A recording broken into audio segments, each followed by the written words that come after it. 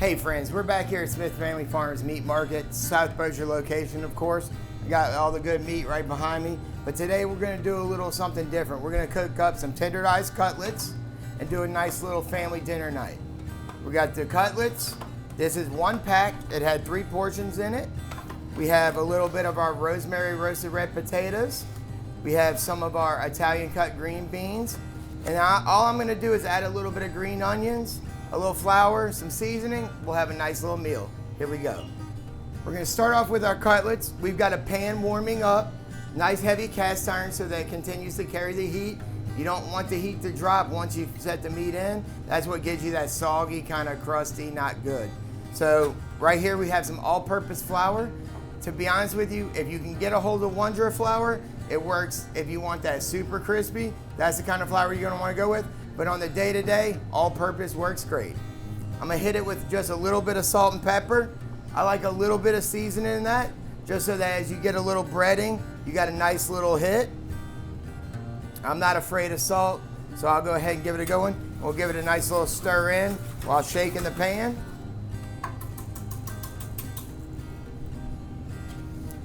And then, of course, big thing we wanna do, season our meat up as well. So I'm gonna go with just a salt and pepper, basic setup on this. Remember, we're gonna use that shotgun spread method by getting it high, get a nice spread.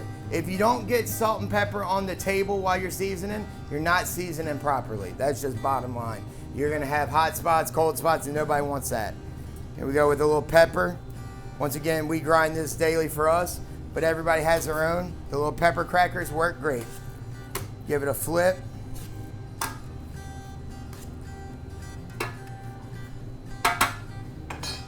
Once again with some nice seasoning.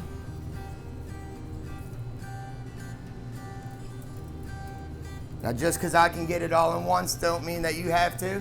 I've been doing this a minute or two. So I can start to see the sheen going on my oil. You can feel the heat. You want to kind of be right where the wisp of smoke start to come. You know, roughly around 350 if you're going to do that. But with this kind of pan frying, you're not gonna be able to put a thermometer in there, so you're just gonna have to learn to kind of use your gut on that one, okay? So we'll take this, put each cutlet in.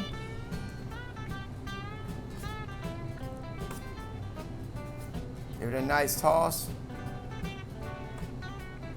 And I don't like mine super breaded. Now in the winter time, I do, but for the summertime or, you know, Louisiana summer, AKA October, you're normally still good going with just a light coating on the outside of each one. Once it starts to get colder, if you like that crispy, crunchy texture, go ahead and do a little egg wash, you know? Just a little bit of egg mixed up with a little bit of water, and you'll be golden. Use milk if you feel. I like a little dash of water better. All right, now we got all 3 breaded up. I'm gonna check our oil. See where we're going. Finish coating this guy. Now these are big boys, you know, that's a thick, nice cutlet, but it's well tenderized. They run it through a tenderized machine. That the mechanism is what sets it up, not a chemical tenderize, none of that. This is all good stuff for you. And we'll just set it in there at a nice little slow pace.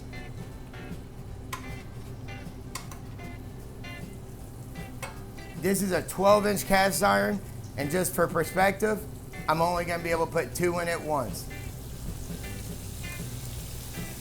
Now we've got these cutlets rolling. I'll probably go closer to 2 minutes per side. I am gonna go ahead and cook these through. They're tender enough to where it'll work. And also it's just a little odd to see a mid-rare cutlet, you know? Some people, if that's your style, go for it. It's just not the norm, and to be honest with you, I think that it just kind of works as a well done. As always, you want to check your corners, your sides. Look for hot spots. Cast irons do have hot spots, no matter what people tell you. So do your burners at home. So we'll give it another 30 seconds and we'll give this a flip. And then we'll start looking towards our vegetables. All right. They're looking good. We're gonna go ahead and give it the nice flip now. Got a nice golden brown on that. And this is about the time I do like to adjust my flame or my heat. So I had that thing at medium high to heat up. When it first goes in, I do crank it to high so that we don't lose. And then I bring it right back to a medium high heat to finish out the cooking at a nice pace.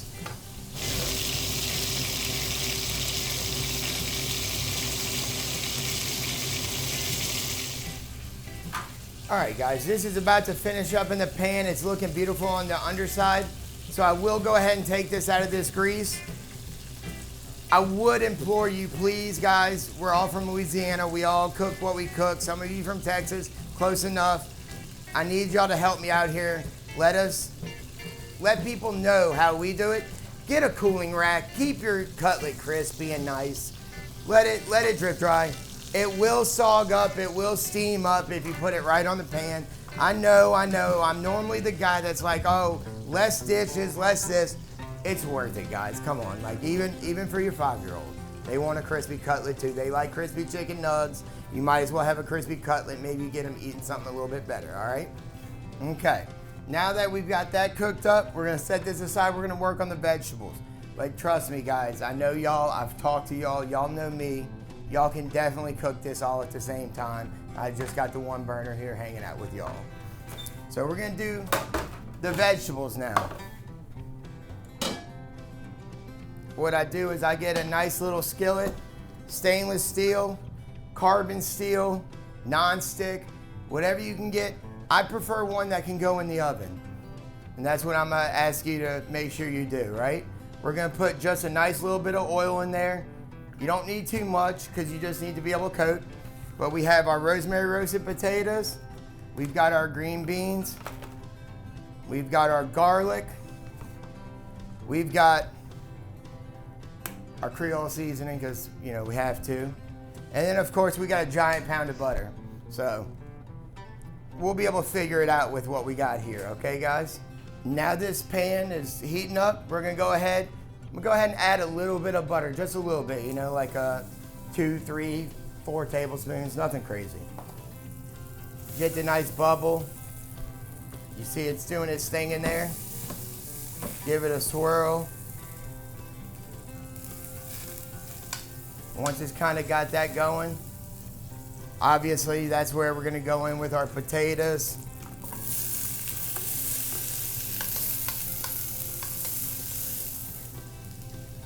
Now on these, I'm gonna go with a little bit of salt and pepper. Not too heavy on the seasoning, you'll see why. And we'll let these lightly crisp up.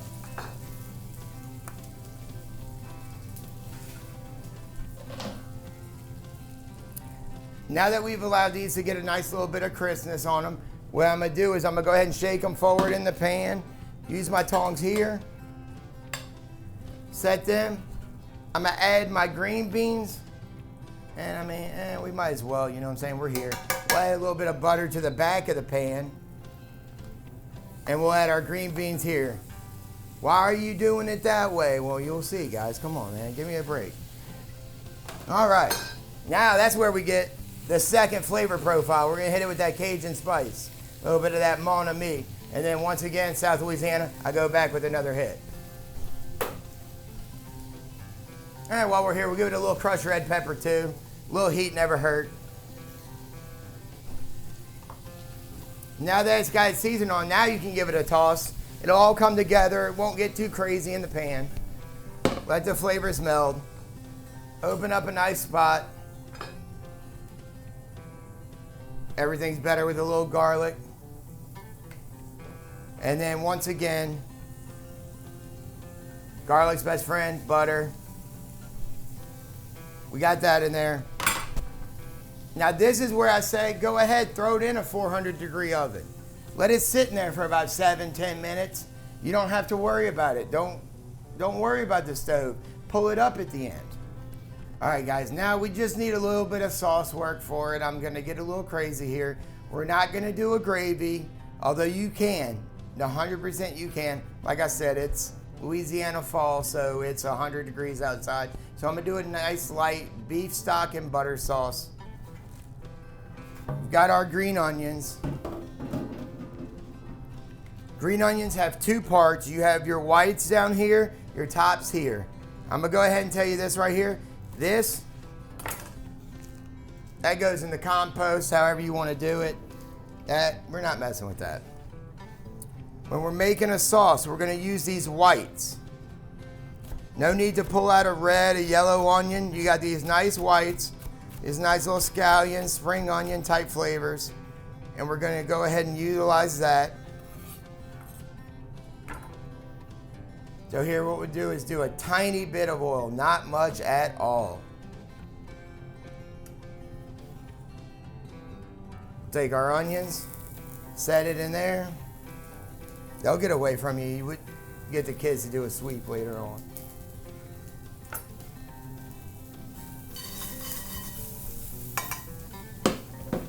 We're gonna let these onions slightly brown. Add a nice little bit of garlic.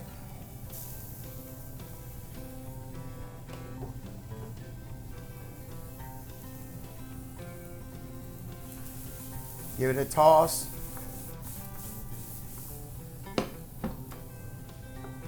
A little bit of salt, a little bit of pepper. Then you get your bone broth, because I know you're buying bones up here. I see y'all.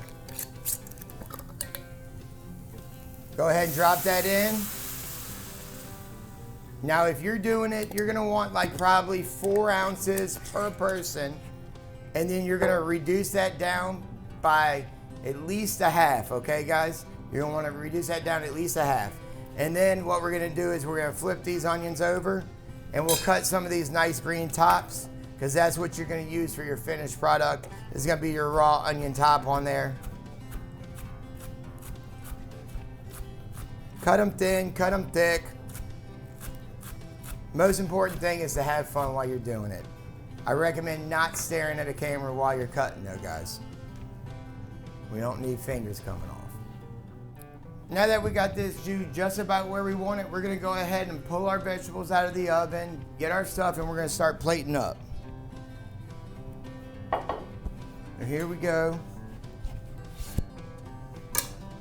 Got our nice little plate. We're gonna get our potatoes and green beans on there.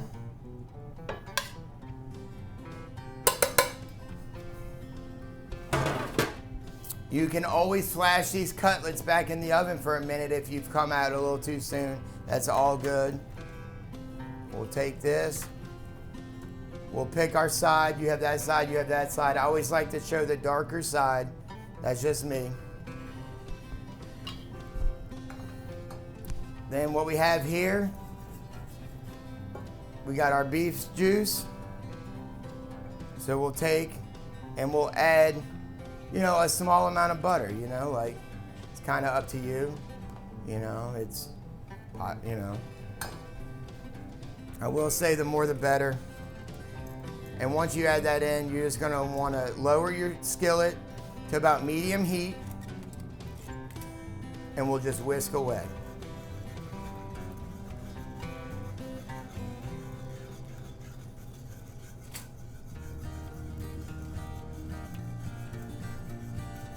Once you get to where almost all the butter is gone, so you just have some chunks, you pull it off the heat, you look cool, you talk to people, and then you finish whisking. This prevents it from breaking, okay guys? Nothing worse than having a broken butter sauce on your plate.